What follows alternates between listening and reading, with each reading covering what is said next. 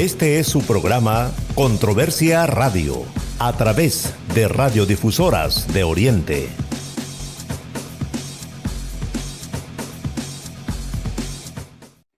Buenas noches, gracias por estar con su programa Controversia Pachanguera y TV y Radio. Gracias por estar con nosotros a esta hora. Quiero agradecer a ustedes que siempre están pendientes de este medio de comunicación en este programa. Hoy vamos a estar conversando con el licenciado Juan José Ortiz, un reconocido economista, también es una de las personas afectadas en el caso COSABI. Buenas noches, licenciado, y gracias por estar con nosotros. Buenas noches, Mario. Un gusto saludarte. Gracias por invitarnos a este importante espacio de opinión pública y el saludo, pues, para las personas que nos sintonizan a esta hora. Bien, antes de dar inicio a este programa de opinión, les invito a una pausa comercial. Vamos a una pausa. Controversia Radio. La experiencia, la capacidad y una buena atención nos caracterizan en CeluAccess. Además, contamos con una extensa variedad de accesorios para celulares, desde un protector, cable, baterías, cargadores, estuches, hasta unos audífonos de última generación.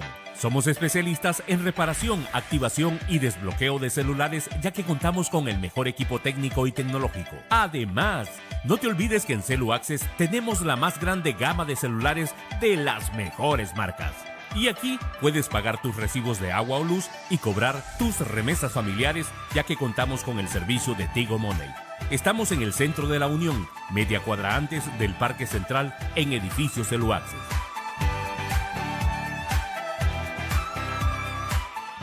En la Univo cada día es una oportunidad para hacer más. Más auténtico. Más apasionado por lo que te gusta.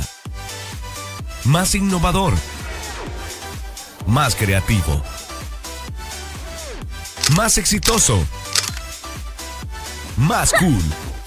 Porque aprender también es disfrutar cada momento. Sé más, sé Univo.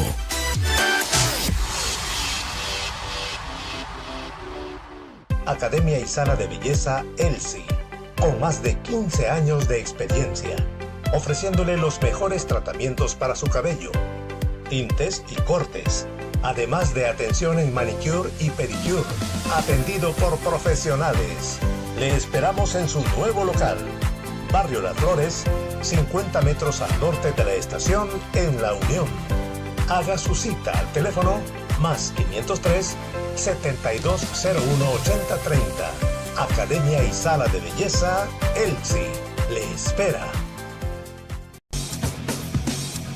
Continuamos con su programa Controversia Radio. Estamos con nuestro invitado, el licenciado Juan José Ortiz. Hay nuevas noticias, hay información importante que tiene que ver con el caso de COSABI. Me gustaría que nos explicara Juan José Ortiz de qué se trata, para que nuestros amigos estén pendientes de qué es lo que está sucediendo con este caso tan importante. Bueno, en efecto, Mario, este día nosotros hemos cerrado las actividades del año 2025 como afectados de COSABI. Cerramos nuestra actividad pues con una misa a las 7 de la mañana en la ciudad de Santa Tecla, en la iglesia de Concepción, y a las 8:30 montamos una conferencia frente a la municipalidad de Santa Tecla. Elegimos este lugar, ¿verdad?, para hacer nuestra conferencia por ser un lugar emblemático. Esta es una de las instituciones de gobierno que más dinero le deben a COSABI y que al día de hoy no sabemos si se están honrando los compromisos que la municipalidad adquirió con la cooperativa. En la conferencia de prensa dimos a conocer una resolución judicial. Los afectados de COSABI pues habíamos colocado 104 demandas en los 5 juzgados de lo civil y mercantil que hay en la ciudad de San Salvador. Cada juzgado de lo civil y mercantil tiene 3 jueces. Eso quiere decir que por los 5 juzgados, pues 15 jueces de lo civil y mercantil examinaron estas 104 demandas. Lamentablemente 103 de ellas han sido rechazadas. Sin embargo, una de ellas pues, fue aceptada en un juzgado de menor cuantía. Y en este juzgado de menor cuantía, la resolución que el juzgado emite es admitir la demanda, ordenarle en este caso a la Superintendencia del Sistema Financiero, quien es la institución que administra de manera ilegal, abusiva y arbitraria, no solo la cooperativa, sino que decide el manejo de los recursos de nuestros ahorros.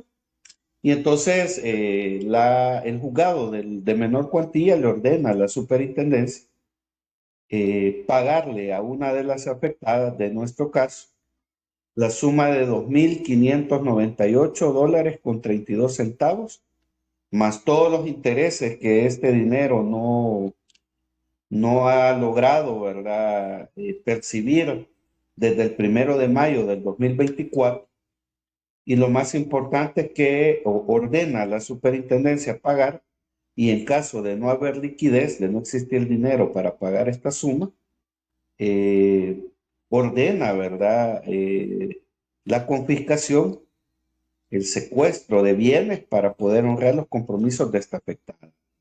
Ahora, esta sentencia para nosotros es importante, más allá del monto, ¿verdad?, que son $2,598.32. Esta es una sentencia que la emite un juez probo, un juez valiente, que toma la decisión, ¿verdad?, de desafiar a todo el sistema judicial, que se ha vuelto cómplice junto al gobierno y al órgano legislativo con nuestro caso.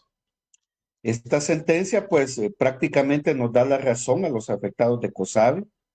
Esta sentencia ordena a la superintendencia pagar el monto demandado, los intereses no devengados y las costas procesales, es decir, los costos en que la afectada puede incurrir al haber contratado un abogado, ¿verdad?, para ventilar el caso judicialmente. Ahora, más allá del monto, pues, porque puede parecer pequeño, $2,598.32, la sentencia pone al descubierto la falacia de ese sistema de capas que la superintendencia implementa para hacer el proceso de devolución de nuestros ahorros. La sentencia lo que dice es: páguese independientemente de que la afectada tenga otros productos en COSABI y que la suma de esos montos pueda exceder la capa de $70,000 que hasta el día de hoy llevamos contabilizada.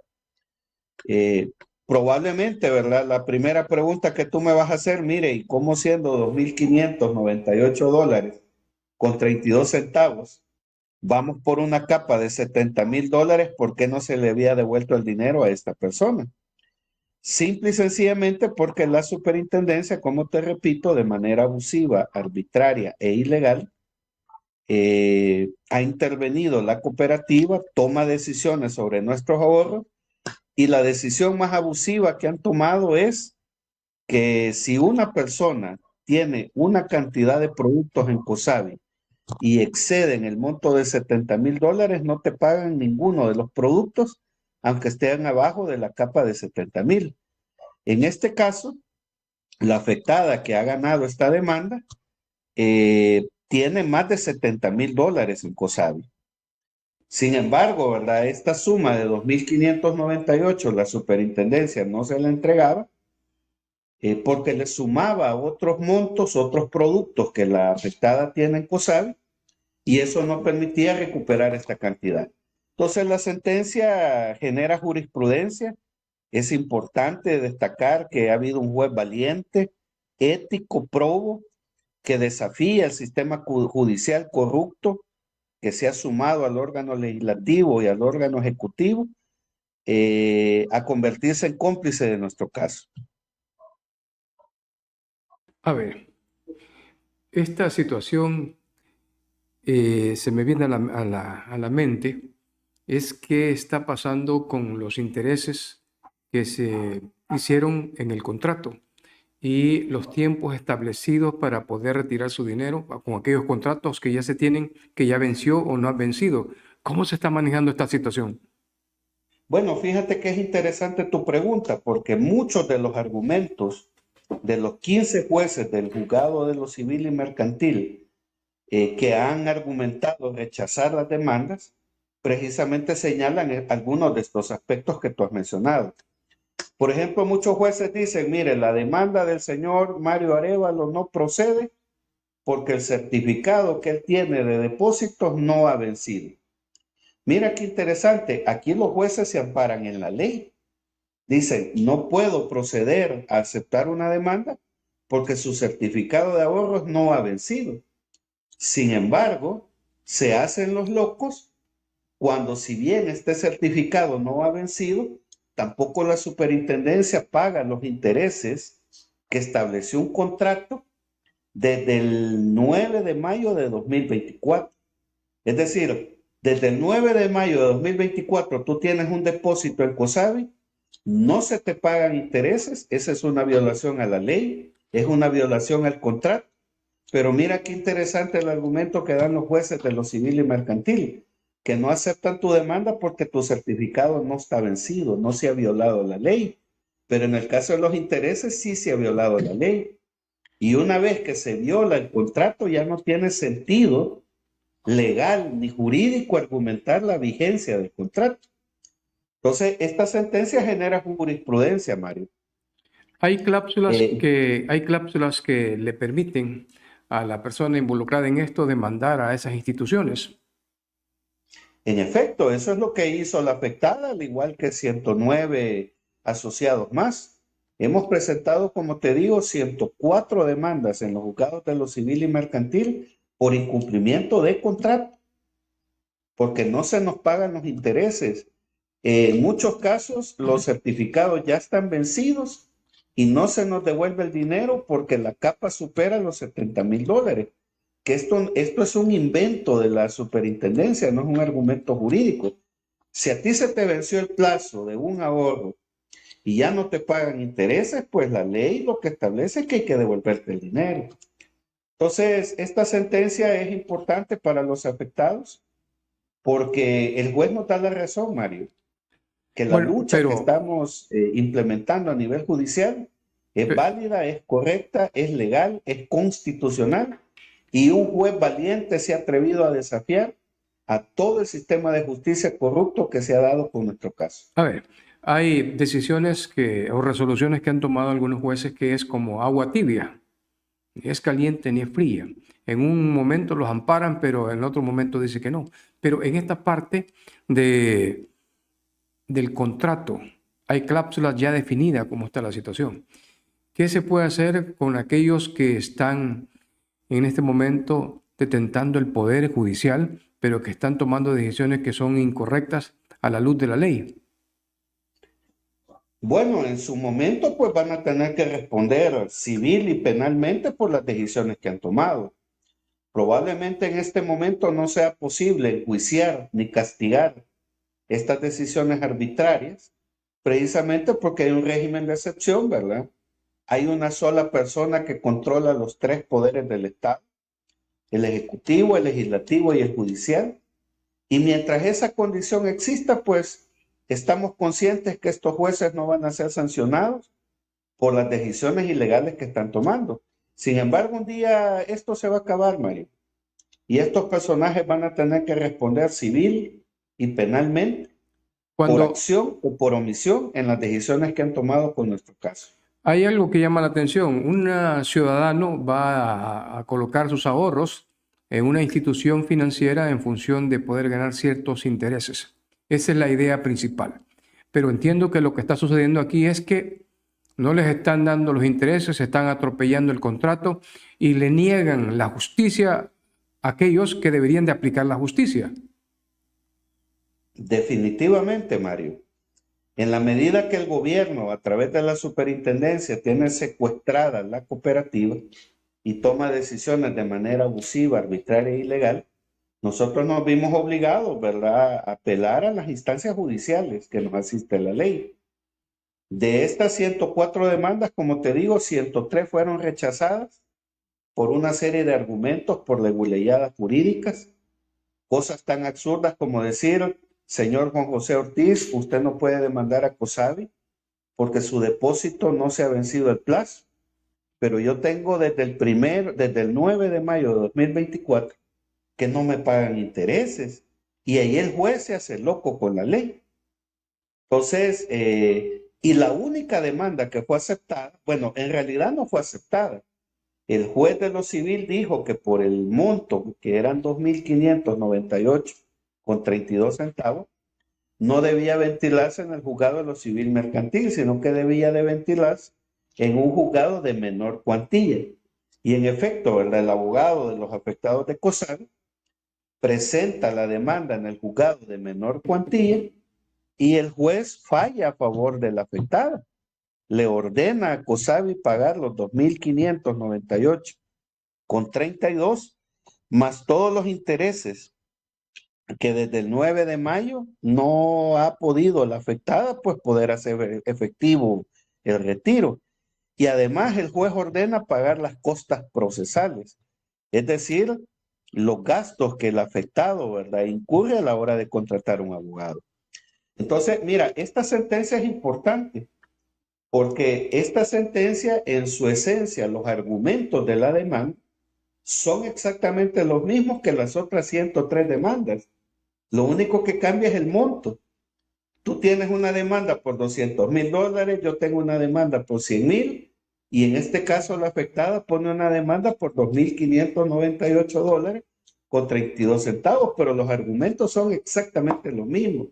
Entonces uno se pregunta, ¿cómo un juez de menor cuantía nos da la razón, pero 15 jueces de lo civil y mercantil deciden plegarse a esa complicidad y a ese silencio por omisión que tanto el órgano ejecutivo, a través de la Superintendencia del Sistema Financiero e instituciones de gobierno involucradas en nuestro caso, el órgano legislativo a través de los diputados que en 4 ocasiones nos han rechazado la petición de aprobar el fideicomiso, y ahora estos 15 jueces del órgano judicial se suman, ¿verdad?, a los caprichos del gobierno de no querer atender nuestra demanda, que, como te repito, ¿verdad?, este juez nos está dando la razón, que es una demanda legítima, justa, legal y constitucional.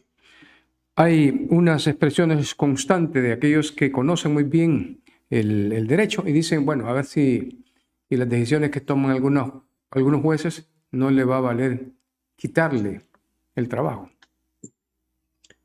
Bueno, en efecto, de hecho, nosotros hoy en la conferencia de prensa hemos denunciado la posibilidad de que este juez, no sabemos si es hombre o es mujer porque solo firman la resolución, no sabemos si es hombre o es mujer el juez, pero hemos denunciado la posibilidad de que la actitud valiente que este juez ha tomado de desafiar a todo el Estado salvadoreño emitiendo esta resolución pueda traer como consecuencia la destitución de este funcionario, pueda traer como consecuencia sanciones para el juez, pueda traer como consecuencia trasladarlo del juzgado de San Salvador a un juzgado en Aguachapán o en La Unión, precisamente porque, como te digo, ¿verdad?, una sola persona es quien controla los 3 poderes del Estado.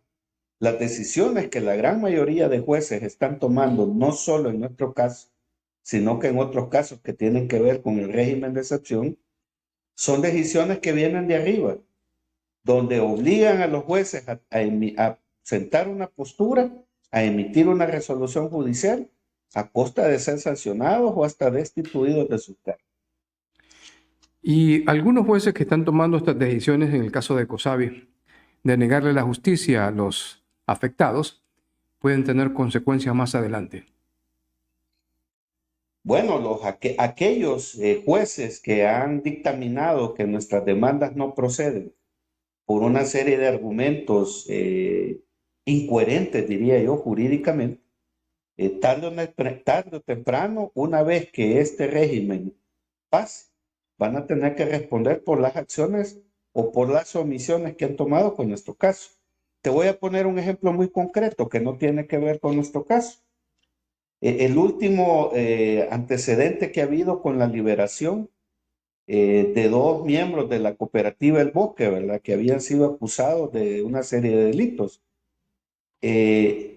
Hay un convencimiento pleno, ¿verdad?, de que la fiscalía no logró probar que estas dos personas han cometido los delitos de los que se les acusaba.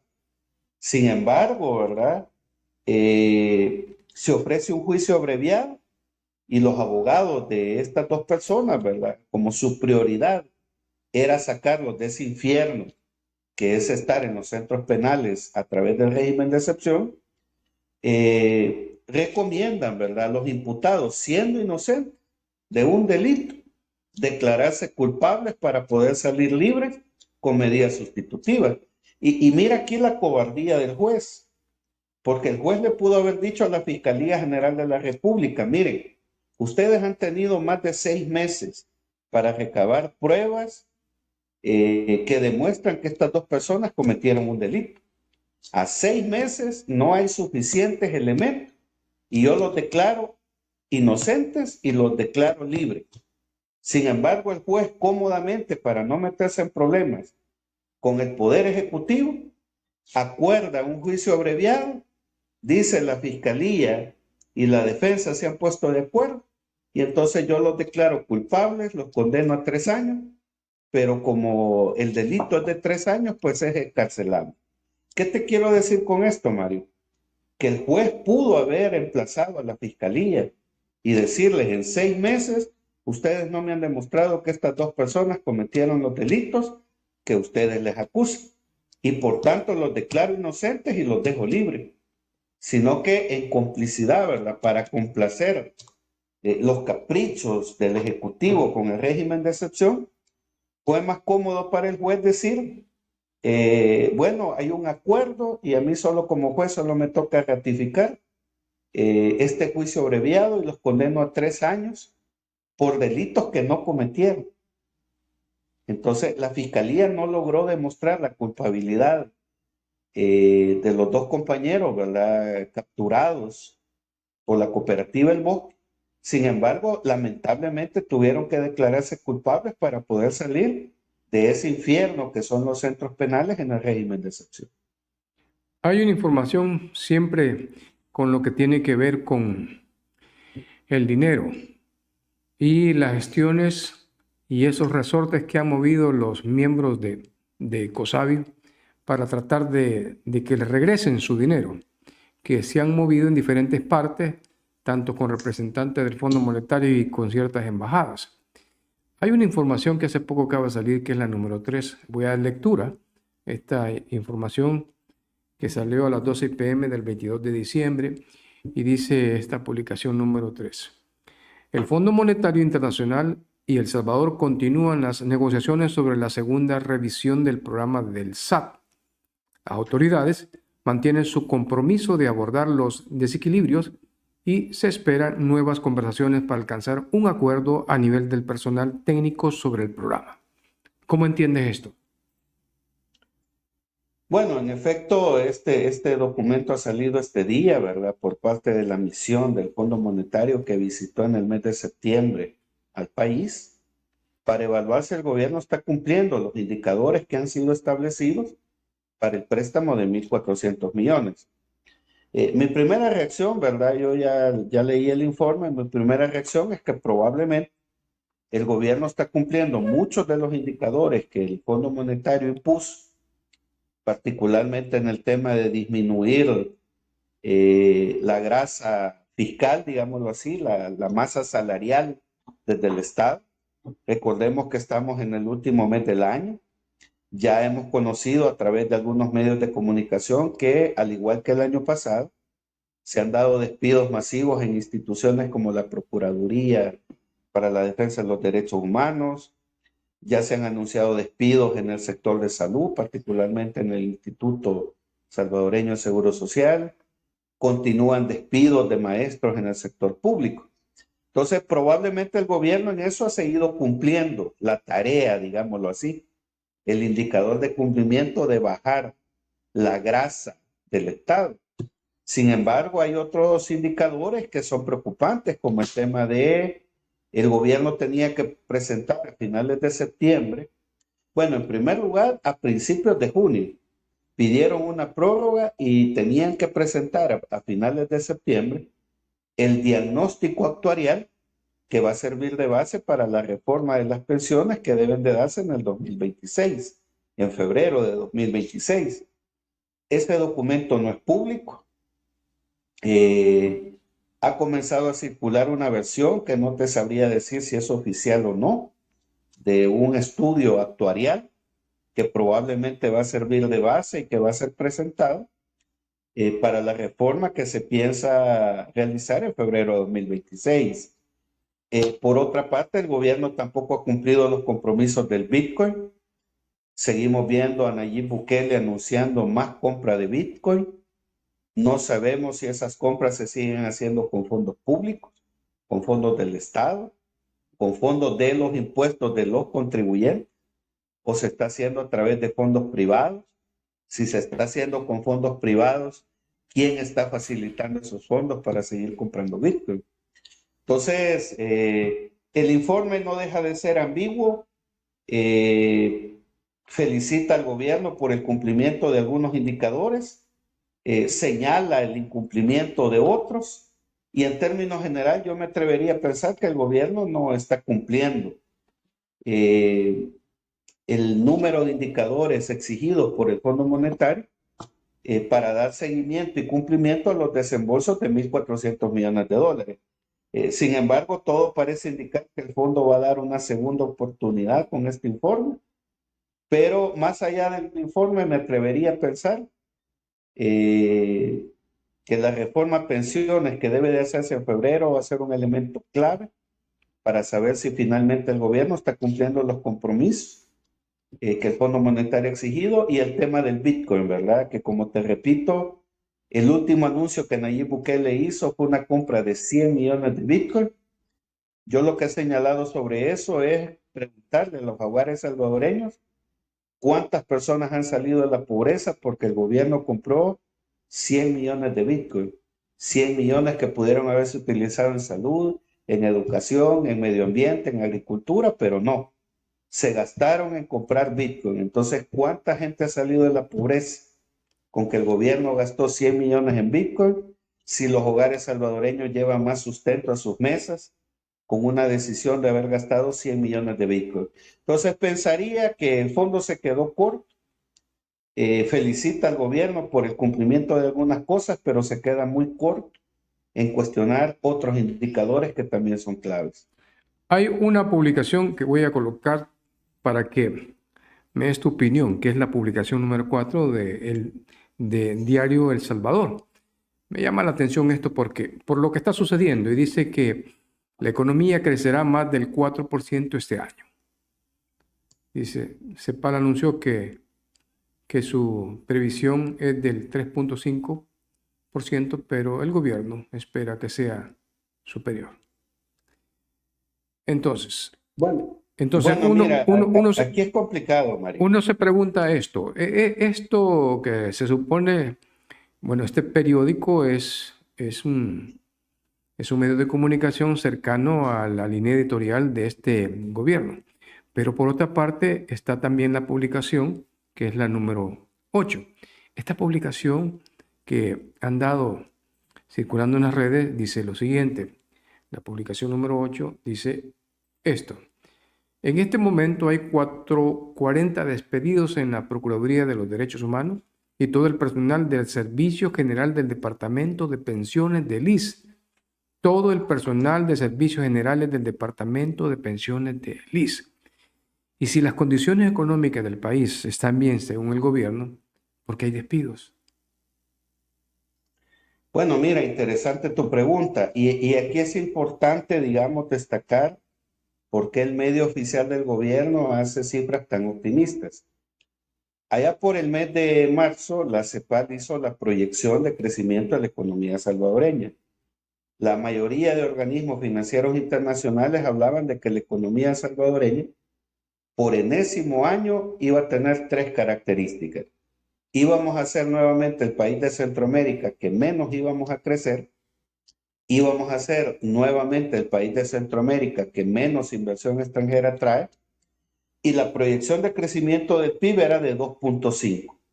Inmediatamente después de que se conocieron estos análisis, ¿verdad?, de organismos financieros, Nayib Bukele emitió un tuit diciendo que iban a duplicar esa cifra, que si la economía estaba proyectada a crecer en 2.5, la economía iba a crecer al 5%. Veamos algunos postulados económicos para ver si es cierto que la economía puede crecer 5%. Es bien difícil convencer a un profesional en ciencia económica, probablemente a la gente que no tiene mayores niveles de escolaridad, si sea posible engañarla.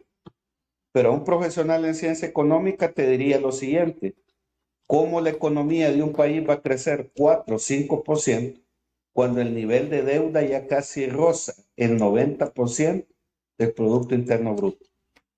Ese es un postulado macroeconómico infalible, pues, es decir, una economía no puede crecer 5%, 4% con un nivel de deuda que ya roza el 90% del Producto Interno Bruto, es decir, de cada dólar que la economía salvadoreña produce ya debemos 90 centavos.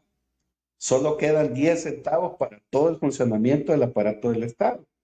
Entonces, con ese indicador es bien difícil que un profesional en ciencia económica compre semejante postulado en la que la economía va a crecer al 4 o incluso al 5%. Ahora, ¿qué es lo que ha pasado, verdad? Lo que hemos visto son lo que en economía se llama medidas expansivas de carácter fiscal para elevar el consumo en la economía. Por ejemplo, el gobierno anunció el incremento del salario mínimo allá por el mes de junio. Ese anuncio de incremento del salario mínimo de alguna manera pues dinamiza la economía local. También en el mes de octubre el gobierno anunció, ¿verdad?, anticipar el pago del aguinaldo, ¿verdad?, cuya medida tiene por objeto mover cifras, Mario. Si a ti te pagan en octubre el aguinaldo, pues obviamente la economía se va a dinamizar. Pero esa no es una medida estructural, no es una medida de largo plazo. Esa es una medida inmediata que lo único que pretende es mover cifras. Y todo parece indicar que vamos a cerrar este año fiscal en un intento desesperado de manipular cifras desde el Banco Central de Reserva para cumplir ese pronóstico que Nayib Bukele dijo, que la economía va a crecer al 5%. Ahora veamos otros indicadores. Tú lo acabas de decir. ¿Cómo es que una economía va a crecer 4% cuando hay despidos en el sector público? Este día, por ejemplo, yo me he enterado del despido de todos los empleados de Sendepesca en el Ministerio de Agricultura y Ganadería. Solo dejaron al director, Mario. Tú acabas de mencionar, han habido despidos en la Procuraduría para la Defensa de los Derechos Humanos, hay despidos de médicos, de especialistas, de personal de salud, despidos en el sector docente. Y, por ejemplo, ¿verdad?, cuando uno mira las variables macroeconómicas que el Banco Central publica, ellos argumentan que este crecimiento es posible en base a 3 cosas. Uno, que el sector de la construcción ha tenido un crecimiento exponencial. Sin embargo, fíjate que aquí es interesante explicar 2 cosas. En efecto, ¿verdad?, si tú te dedicas a construir edificios para apartamentos, ¿verdad?, o para edificios para que las personas puedan adquirir un bien habitacional, en efecto, tú cuando vas a construir un edificio, pues compras arena, compras ladrillos, cemento, hierro, y eso de alguna manera dinamiza la economía. Pero por otra parte hay un gran contraste, porque cuando se mira que las grandes obras desde la inversión pública en el gobierno, las personas que están siendo contratadas y ejecutando esas grandes obras de infraestructura son reos en fase de confianza. ¿Qué te quiero decir con esto? Que la inversión pública, que debería de ser una palanca para generar empleo y que muchos salvadoreños lleven ingresos a sus hogares y puedan consumir y cubrir mínimamente sus necesidades, eso no está ocurriendo, Mario. No hay porque proyectos. No se está contratando salvadoreños, se está utilizando reos en fase de confianza. No hay. Entonces ahí tenemos una contradicción. Por un lado, se dinamiza la construcción en la compra de materiales, pero en el empleo es totalmente nulo porque no se está contratando salvadoreños para que puedan llevar ingresos a sus hogares. No hay proyectos de proyección social a través de estos proyectos de inversión que se están haciendo en ciertas infraestructuras. No están Bueno, generando empleo porque están por generando ejemplo, el trabajo los el trabajadores. El Banco Central Guerreros. dice que otro de los rubros que ha permitido en el rubro de la construcción dinamizar la economía es el tema de 2 escuelas por día. Sin embargo, más allá de los discursos de gobierno, ¿verdad? Que al inicio eran 5,000 escuelas en el primer quinquenio, luego eran 3 escuelas por día, hoy son 2 escuelas por día. En la práctica real, el mismo gobierno ha dicho que solo se han reconstruido 70 escuelas. Y nuevamente, las personas que han sido utilizadas para reconstruir estas escuelas no son salvadoreños comunes y corrientes, que reciben un ingreso por ese trabajo y que les permite llevar ingresos a sus hogares. Han sido reos en fase de confianza. Entonces aquí tenés una gran contradicción. Sería interesante que tú pudieras entrevistar al presidente del Banco Central de Reserva y que te explicara cómo la construcción ha crecido 38% y ha dinamizado la economía según el gobierno, pero el empleo es 0. Entonces, aquí viene lo fundamental. Si los salvadoreños, la inversión pública no está generando empleo para los salvadoreños, los hogares salvadoreños no tienen ingresos. Y si no tienen ingresos, no pueden consumir, no pueden comprar, no pueden cubrir sus necesidades básicas y por tanto la economía no se dinamiza. Entonces, creo que el gobierno está contando una verdad a medias. Si bien yo reconozco pues que la compra de materiales, de materias primas para el rubro de la construcción se ha dinamizado, el tema del empleo sigue siendo una situación crítica.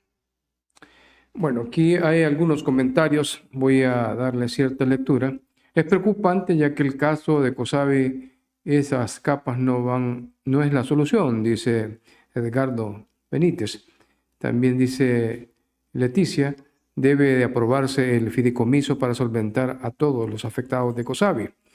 Hay otro dato importante, nosotros como afectados no estamos dispuestos a dejar todos nuestros ahorros a estos ladrones que ahora consta que quieren apoderarse del esfuerzo de toda una vida de trabajo. En otras ocasiones que hemos tenido la oportunidad de conversar, has manifestado que ha habido ciertas personas que han fallecido y que tienen que ver también con el caso COSABI. ¿Cómo van a resolver ese problema con ellos? Bueno, precisamente esta resolución que el juez de menor cuantía emite es una esperanza. Porque aquí la pregunta, Mario, es ¿qué va a hacer la superintendente del sistema financiero con esta resolución judicial? ¿La va a acatar? ¿Va a desobedecer una resolución judicial que le ordena a ella como responsable de administrar COSABI pagar esta cantidad?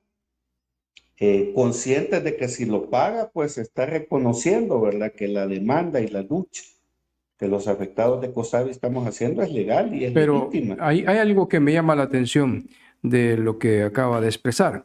En el caso de esta resolución de este juez que envía a la superintendencia, no es que le está pidiendo un favor, no es que le esté diciendo que quisiera que me acompañara y que devolviera el dinero, no, le está dando una orden y tiene que acatarla, si no entra en desacato y hay un problema. Ya no, el problema no va a ser con COSABI, va a ser con la justicia. Así debo de entender lo que debe ser, ¿o no? Sí, definitivamente, Mario. Sin embargo, en el régimen de excepción, hemos visto resoluciones judiciales donde le ordenan a la Dirección de Centros Penales poner en libertad a muchos detenidos en el régimen de excepción y la Dirección de Centros Penales ha desobedecido esa resolución judicial. Y nuevamente, aquí ves de alguna manera complicidad por omisión, porque si tú eres el juez y me ordenas a mí como director de centros penales poner en libertad a personas que son inocentes y yo no cumplo, yo caigo en un desacato judicial y eso es un delito. Y tú como juez puedes ordenar que me detengan a mí por cometer un delito que se llama desacato judicial. Entonces, aquí ha habido, como te repito, complicidad por acción y por omisión. ¿Cómo es que un juez ordena que una persona salga libre? El director de centros penales no cumple esa resolución, pero el funcionario que no cumple la sentencia ya anda libre. Eso puede suceder con nuestro caso. El Voy- juez le ordena al superintendente del sistema financiero pagarle su dinero a esta afectada de COSABI. Tiene tres alternativas: cumplir la sentencia y pagar. Si paga, reconoce legalmente que nuestras demandas son justas, son legales, son constitucionales, porque como te decía, ¿verdad? La única diferencia entre esta persona de 2.598,32 y alguien que tiene $100,000 solo es el monto, pero los argumentos son los mismos en la demanda. La otra alternativa que tiene la superintendente es no cumplir la resolución y caer en desacato judicial. ¿Qué tendría que hacer Nayib Bukele? Destituir a esta persona, ponerla a la orden de los juzgados para que sea procesada. Y lo tercero es continuar con esa cultura de impunidad que da el régimen de excepción, una cultura de impunidad que es impuesta desde una persona a los tres órganos del Estado, y simple y sencillamente aquí no va a pasar nada. Ahora, en este caso, si la superintendenta no cumple la resolución o el gobierno la protege con inmunidad para desacatar una resolución, esto va a traer consecuencias a nivel internacional, porque si esta señora paga, no paga o desacata la orden judicial, esto va a traer consecuencias ante la demanda que ya está en proceso, ¿verdad? De elaboración ante la Corte Interamericana de Derechos Humanos por retardación de justicia en nuestro caso. A ver,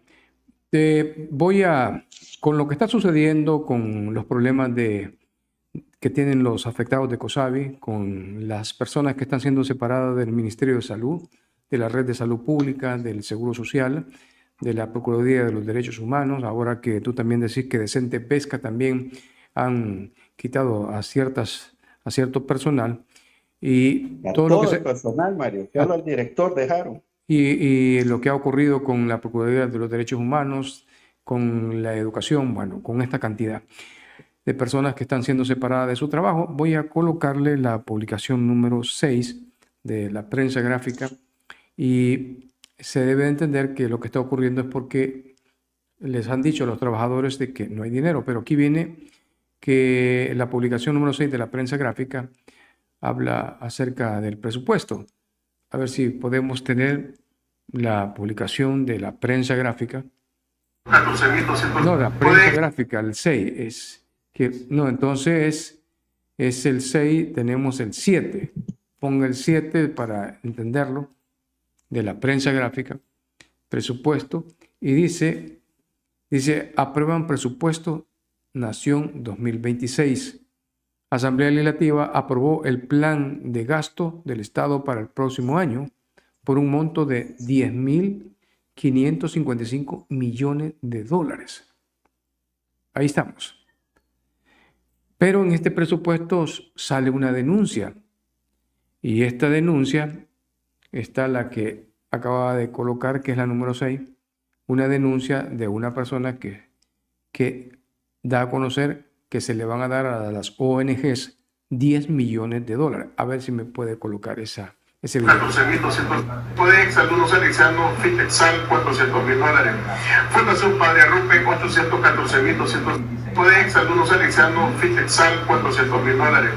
Fundación Padre Arrupe 814. Otra vez, $450,000 al Carballo, a Reinaldo Caballo. Y ustedes díganme, es que no hay otra manera como explicarlo. Y disculpen, bueno, pues aquí estoy haciendo un video más criticando la política salvadoreña. $10.500.000. Eso es lo que van a dar para las ONGs. Para Carballo, $450,000. Oigan, señores, un diputado agarrando dinero de diputado. Este es el diputado, a ver si me puedo poner la foto, póngalo. Este diputado es el diputado de San Miguel, Reinaldo Carballo. Ahí tenía una foto, a ver si la puedo. Al final del video sale la foto, no sé si la puede colocar. Pues este diputado no es primera vez que ha solicitado dinero para una fundación.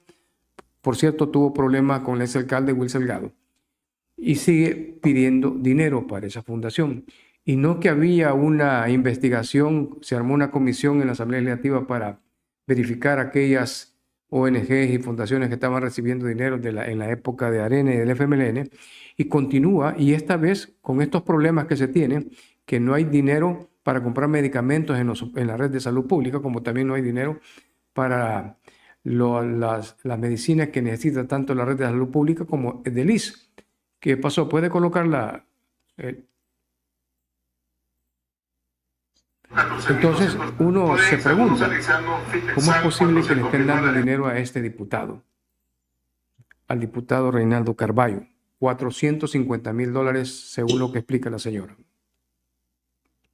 Vamos a ver. Bueno, es que esta es parte de las incongruencias que uno mira en la aprobación del presupuesto. Ponga la general foto, por favor. 14.200. Puede exalumnos Alexandro. Sí, Juan Manuel. Te decía que estas son de las incongruencias irracionales que uno encuentra en la aprobación del presupuesto general que recientemente acaba de ser aprobado para el 2026.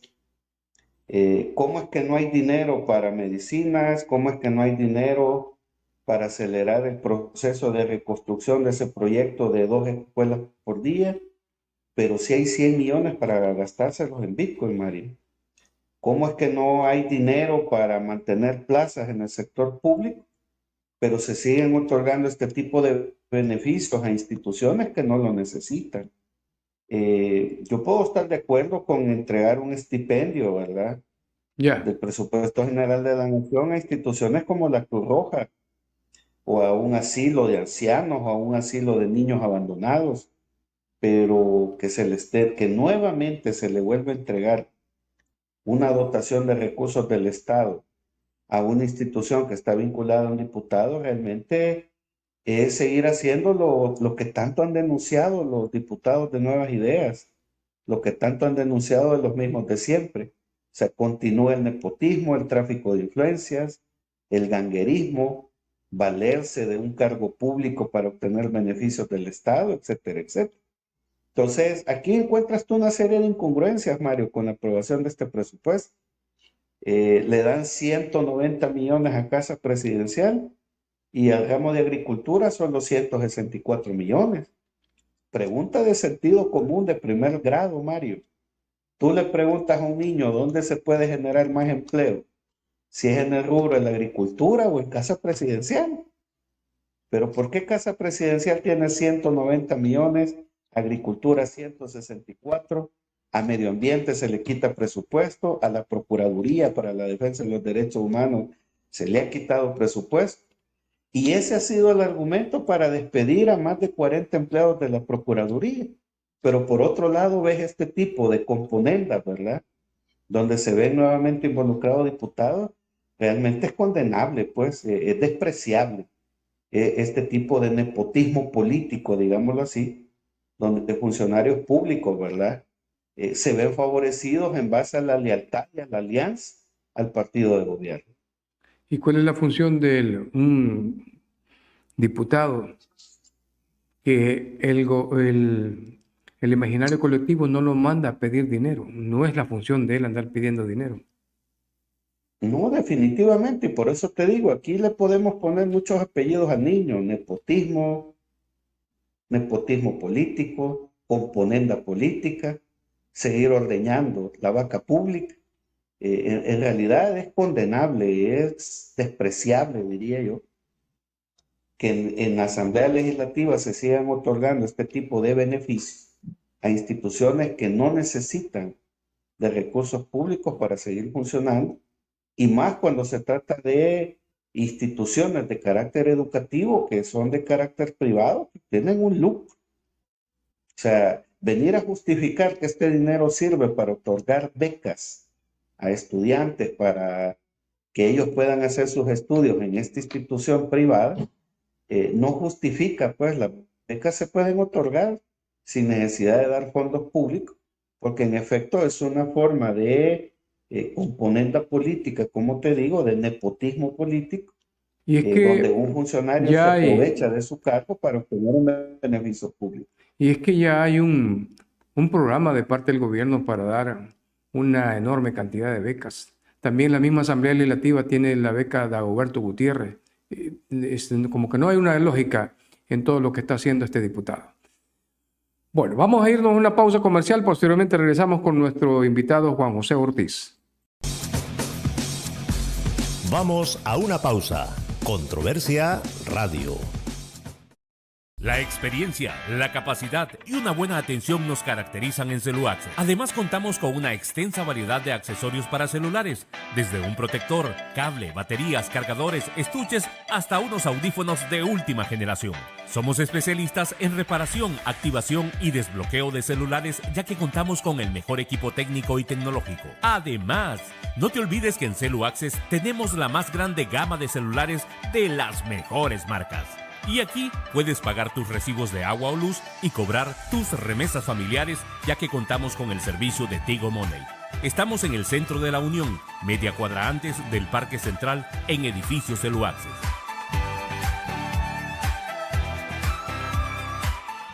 En la Univo cada día es una oportunidad para hacer más. Más auténtico. Más apasionado por lo que te gusta. Más innovador. Más creativo. Más exitoso. Más cool. Porque aprender también es disfrutar cada momento. Sé más. Sé Univo.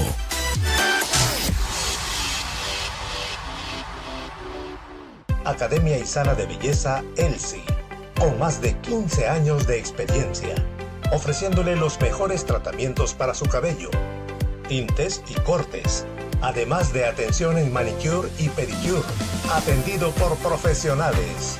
Le esperamos en su nuevo local, Barrio Las Flores, 50 metros al norte de la estación en La Unión. Haga su cita al teléfono más 503 7201 8030. Academia y Sala de Belleza Elsie le espera.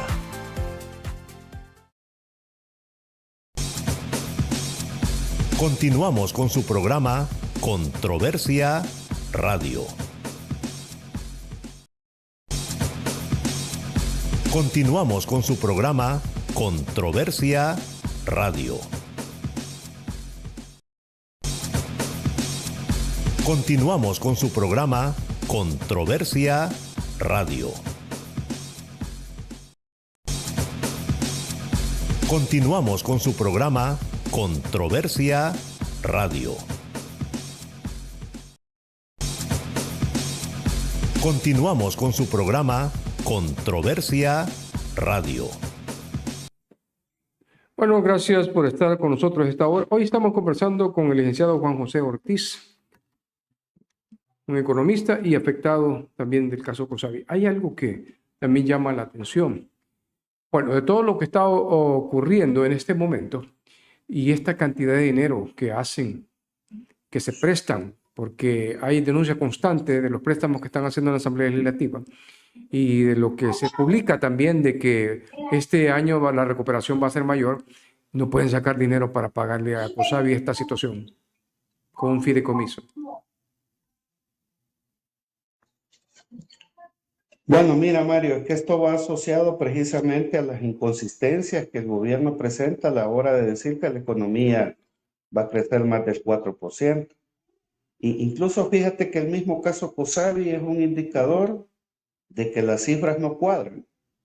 COSAVI era una cooperativa de 300 millones de dólares hasta antes del problema por el cual estamos pasando.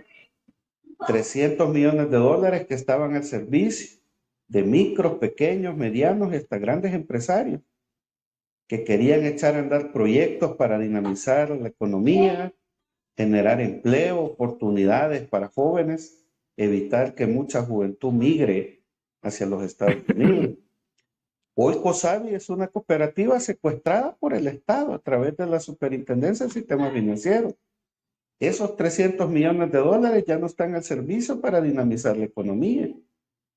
El mismo Nayib Bukele ha dicho, ¿verdad?, que la propiedad privada se respeta en El Salvador El caso Cosavi es el mejor ejemplo que la propiedad privada no se respeta en este país.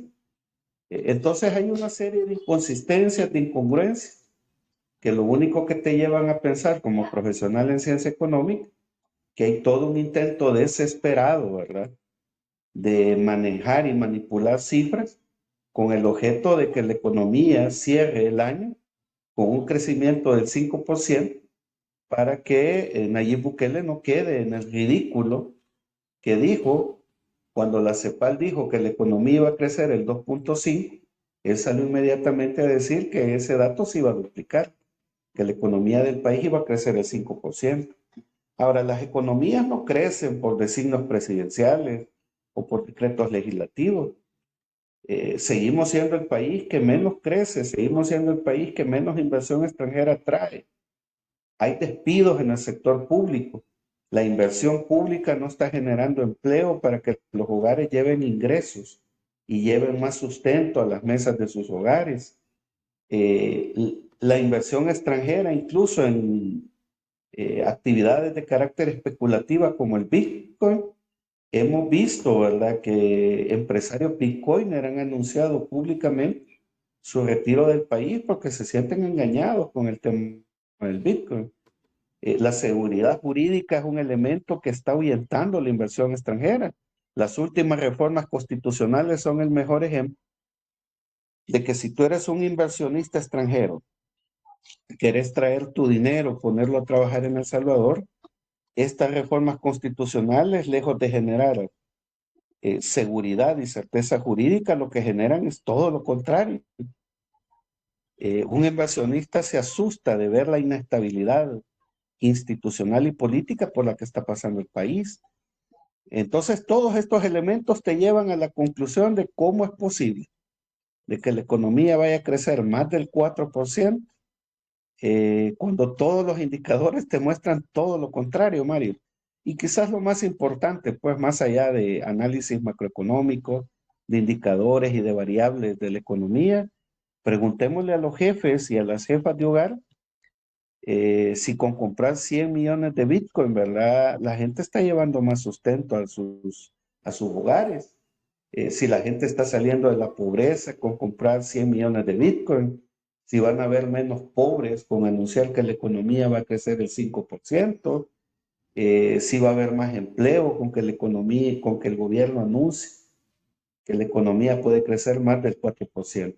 Entonces, más allá del análisis que podemos hacer profesionales en ciencia económica, el mejor analista de la economía son los jefes y las jefas de hogar. Yo te puedo asegurar que pasamos una encuesta, bueno, de hecho, hasta las mismas encuestas que el gobierno paga siguen reflejando que el problema económico es el principal problema y desafío que tiene este gobierno. Y en el caso del cierre del año, porque hay otra publicación que vamos a colocarla, es lo que dice el FMLN, y dice en la publicación número 5, dice lo siguiente, es del diario Colatino, es la publicación número 5, dice, FMLN califica al gobierno de mala gestión financiera en el 2025. ¿Cómo ves esta situación? Bueno, mira, esa es una opinión particular de un partido político, ¿verdad? Y yo creo que se le hace mucho daño al país aunque los medios de comunicación emitan la postura de los partidos políticos y particularmente de los partidos de oposición. Porque el gobierno lo que argumenta es que el tema se politiza. No, preguntémosle a los jefes, a las jefas de hogar, a las personas que están siendo despedidas del sector público, si creen que el año va a terminar bien en materia económica. Preguntemos, insisto, ¿verdad?, a la gente que ha sido despedida sobre pretexto de que hay recortes presupuestarios, si esas plazas se pudieron haber mantenido con esos 100 millones de Bitcoin.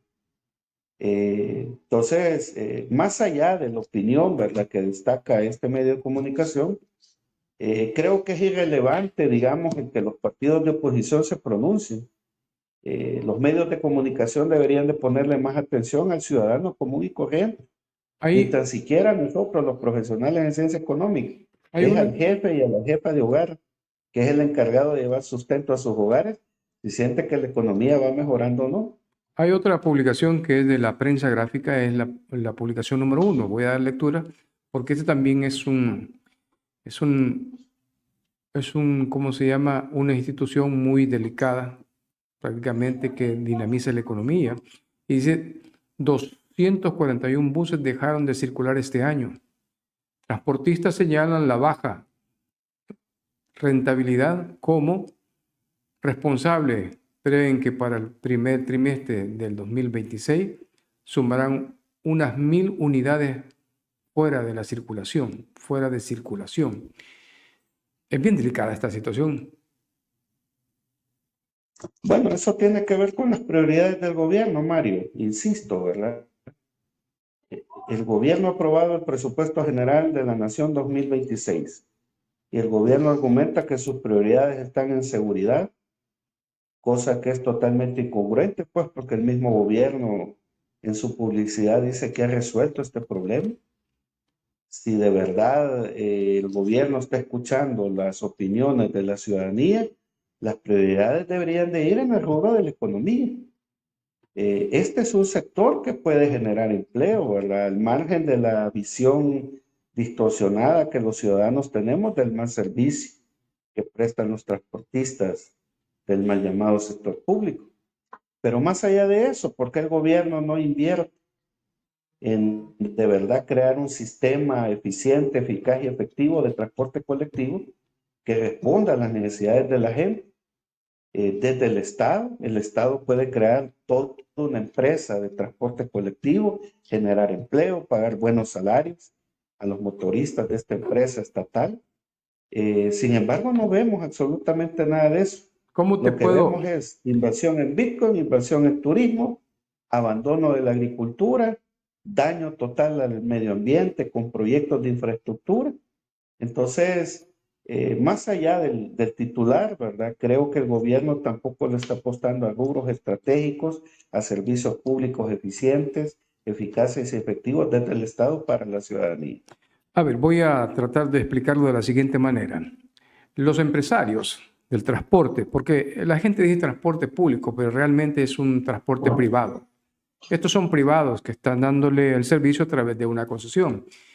Y voy a colocarlo de la siguiente manera. Un empresario compra un bus, le da trabajo al motorista, le da trabajo también al cobrador, compra los repuestos, compra llanta, compra repuestos, le da mantenimiento a los talleres. Entonces, si vas sumando todo eso, una vez te explican de que movilizan más de 100,000 personas a diario. Entonces, este es un rubro demasiado delicado. Si hay una cantidad de empresarios que se están retirando, ¿cómo se va a movilizar? Como dicen, la masa trabajadora y va a tener problemas de transporte. Es que en efecto, ¿verdad? Tiene que ver con las prioridades y el discurso publicitario del gobierno. Nosotros hemos visto al gobierno anunciar un Metrocable, un sistema de transporte que pretende ser más eficiente, efectivo y eficaz y beneficioso para la ciudadanía. Pero ¿cuánto tiempo va a llevar construir un Metrocable? Mientras tanto, pues lo que vemos es un servicio, como tú bien has dicho, ¿verdad? Un servicio a la ciudadanía bastante delicado, deficiente, inoperante, un pésimo servicio brindado desde el sector privado. Pero tiene que ver con las prioridades, Mario. Si yo fuera el gobierno, yo retiraría la concesión a todos estos empresarios y desde el Estado construiría un sistema de transporte público eficiente, eficaz, efectivo, más barato, de mejor calidad, de mejor atención para la ciudadanía. Pero en vez de invertir $100 millones en eso, estamos invirtiendo 100 millones en Bitcoin, man. Entonces tiene que ver con las prioridades del gobierno. Lo voy a manifestar de la siguiente manera. El gobierno vino tras los médicos, las personas que laboran en las escuelas, los maestros, vinieron también a cerrar una cantidad de centros importantes como era Comure, ISDEN, la Digestit, FISDL, por mencionar. Vinieron por los empresarios. ¿Cómo se puede decir que El Salvador está bien y cómo pueden los inversionistas internacionales venir a invertir en nuestro país en esas condiciones? Es que precisamente la prioridad del gobierno estaba en montar una maquinaria publicitaria para hacerle creer al mundo que El Salvador ahora es un país de primer mundo, es un país europeo. Mira el nivel de locuras que escuchamos, Mario. Hoy se habla de que se va a implementar un sistema de salud muy parecido al de Finlandia, pero ¿tiene claridad el gobierno cuál es el modelo educativo de Finlandia? Porque en Finlandia, por ejemplo, un aula atiende a 20 niños y el profesor que atiende a esos 20 niños sabe 3, 4 idiomas y es un experto con experiencia en la disciplina que enseña. Las escuelas en Finlandia están aclimatadas y acondicionadas. A los niños en Finlandia se les da desayuno, almuerzo y refrigerio. A los niños de Finlandia se les da una hora para que descansen, para que puedan asimilar de mejor manera el sistema de educación que se les enseña. A los niños de Finlandia ahora ya les están prohibiendo usar la tecnología, están volviendo a usar libros, porque la evaluación del modelo educativo de Finlandia ha demostrado que si se sigue permitiendo que niños menores de 10 años usen tablets, teléfonos celulares o artefactos, ¿verdad? Prácticamente estamos camino a construir una década de idiotización de una generación de jóvenes. Entonces, mira, qué bueno si aquí en El Salvador se va a implementar un modelo como el de Finlandia. La pregunta es si en la escuela que está hecha de láminas allá en San Fernando, Chalatenango, va a tener un profesor que sepa 4 idiomas. Si se van a tener 20 niños, se les va a dar desayuno, almuerzo, refrigerio. Si se les van a colocar camas a los niños en las escuelas públicas para que puedan descansar una hora. Eso es el modelo de Finlandia. Ahora, si solo es un discurso publicitario para engañar a la gente, tarde o temprano las cosas van a caer por su propio peso, Mario. ¿Y los salarios de los maestros en Finlandia? Sí, también son salarios de primer mundo. Los profesores son los que más ganan en Finlandia. Pero aquí, lejos de dar mejores prestaciones a los maestros, lo que están es despidiendo. Dice, bueno, aquí dice Meli Vides, los afectados de COSAVI queremos que aprueben el fideicomiso. También dice Blanca López, daños graves al medio ambiente, deforestando el bosque sin piedad para hacer centros comerciales sin dejar un árbol como frente al Hospital Saldívar en los planes de Rendero. Bueno, vamos a irnos a una pausa comercial y después regresamos con Juan José Ortiz. Vamos a una pausa. Controversia Radio. La experiencia, la capacidad y una buena atención nos caracterizan en CeluAccess. Además, contamos con una extensa variedad de accesorios para celulares, desde un protector, cable, baterías, cargadores, estuches, hasta unos audífonos de última generación. Somos especialistas en reparación, activación y desbloqueo de celulares, ya que contamos con el mejor equipo técnico y tecnológico. Además, no te olvides que en CeluAccess tenemos la más grande gama de celulares de las mejores marcas. Y aquí puedes pagar tus recibos de agua o luz y cobrar tus remesas familiares, ya que contamos con el servicio de Tigo Money. Estamos en el centro de la Unión, media cuadra antes del Parque Central, en edificio CeluAccess.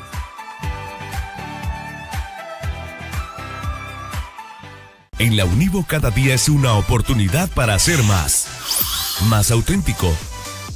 Más apasionado por lo que te gusta. Más innovador. Más creativo. Más exitoso. Más cool. Porque aprender también es disfrutar cada momento. Sé más. Sé Univo.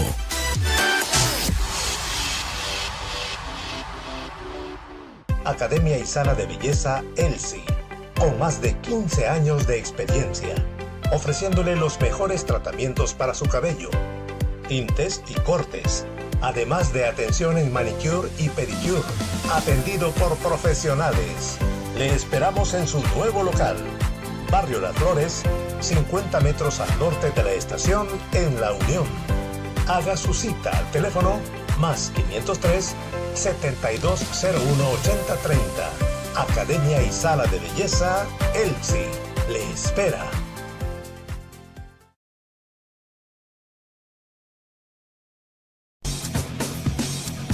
Continuamos con su programa Controversia Radio. Ha terminado el tiempo. Agradecido con nuestro invitado, el licenciado Juan José Ortiz. Las últimas palabras, Juan José. Bueno, decirle a la población, ¿verdad?, que si bien estamos al cierre del año, faltan 2 trimestres por evaluar. Probablemente a finales de este mes o a inicios de enero, el gobierno va a publicar el desempeño del tercer trimestre de la economía 2025. Y hasta en abril vamos a saber finalmente cómo se desempeñó la economía durante todo el año. Pues faltando 2 trimestres es más publicidad, estar anunciando que la economía va a crecer 5%. Es más un capricho de las instituciones de gobierno de cumplir ese discurso absurdo de que la economía va a crecer el 5%. Una economía no puede crecer 5% cuando sus niveles de deuda ya superan el 90% del Producto Interno Bruto, con un sistema de pensiones totalmente atrofiado, con un sistema financiero en crisis, con mayores niveles de endeudamiento. Cada semana vemos más préstamos, pero la gente no siente mejora en el bolsillo de la economía. Así que en términos general diría que esta es una nueva campaña publicitaria, una nueva cortina de humo que se utiliza muy bien en un mes donde vienen muchos de nuestros compatriotas, ¿verdad?, a pasar sus vacaciones. Muchos compatriotas de la diáspora traen recursos para poder dinamizar la economía. Diciembre es el mes donde más se dinamiza la economía, pero faltan 2 trimestres para presentar públicamente. Y yo me atrevería quizás nuevamente a insistir que le preguntemos a los jefes y a las jefas de hogar si sienten que si la economía va a crecer más del 4%, están llevando más sustento a sus hogares. Bueno, aquí tengo los últimos, dice Leticia Girón, ese dinero privado y hay un contrato que se firmó donde se describe una cantidad en dólares que genera intereses. Ese contrato, el dueño puede clausurar ese contrato, retirar sus ahorros e intereses. También dice Leticia, el de El Salvador en Rusia o en China, un contrato legal de transacción monetaria, se respeta ese dinero. Gracias, Juan José, por habernos acompañado. Pase buenas noches. Estuvo con nosotros el licenciado Gracias, Juan Mario, por la invitación. Buenas noches, feliz Navidad, feliz año. Si ya no tenemos otro programa y no nos volvemos a contactar, feliz Navidad y un mejor año 2026. Bueno, estuvo con nosotros el licenciado Juan José Ortiz, un reconocido economista y una de las personas afectadas en el caso COSABI. Gracias por habernos acompañado. Será hasta la próxima. Buenas noches. Este fue su programa, Controversia Radio, a través de Radiodifusoras de Oriente. Hasta la próxima.